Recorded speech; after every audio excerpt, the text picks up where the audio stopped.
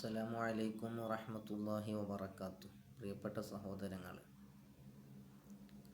നാം ജീവിതത്തിൽ നല്ല ആളുകളുമായി കൂട്ടുകൂടുക എന്നുള്ളത്, സഹവസിക്കുക എന്നുള്ളത് പ്രധാനമാണ്. ചീത്ത കൂട്ടുകാരെ മാറ്റിവെച്ച് നല്ലവരുമായി നമ്മൾ സഹവാസം വെച്ച് പുലർത്തണം. എന്നാൽ അവരിലുള്ള നന്മകൾ നമ്മിലേക്കും നമ്മൾ അറിയാത്ത രൂപത്തിൽ എത്തിച്ചേരുന്നതാണ്. അതിലുപരി അവരുടെ പ്രാർത്ഥനകളിൽ നമുക്കൊരിടം ലഭിക്കുകയും ചെയ്യും.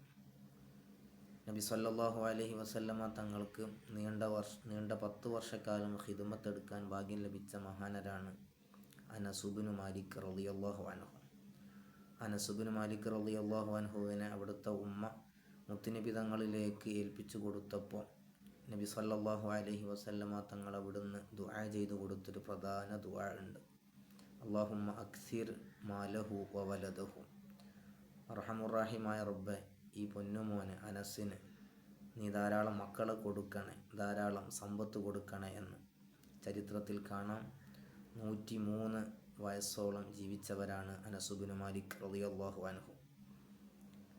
അത്രയും ദീർഘായുസ് ലഭിച്ചു. അതുപോലെ തന്നെ സമ്പത്ത് അധികരിക്കാൻ വേണ്ടിയും ദുആ ചെയ്തു കൊടുത്തല്ലോ. ബഹുമാനപ്പെട്ടവർക്ക് ഒരു ഈത്തപ്പനത്തോട്ടം ഉണ്ടായിരുന്നു.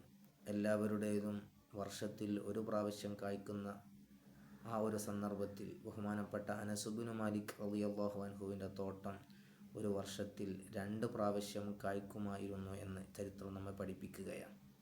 അപ്പോൾ ഞാൻ പറഞ്ഞു വരുന്നത്, നല്ലവരുമായി നമ്മൾ അടുക്കുമ്പോൾ, അവരുടെ ദുആ നമുക്ക് ലഭിക്കുമ്പോൾ, അത് നമുക്ക് ഇരുവീട്ടിലും വിജയത്തിന് കാരണമായി തീരും.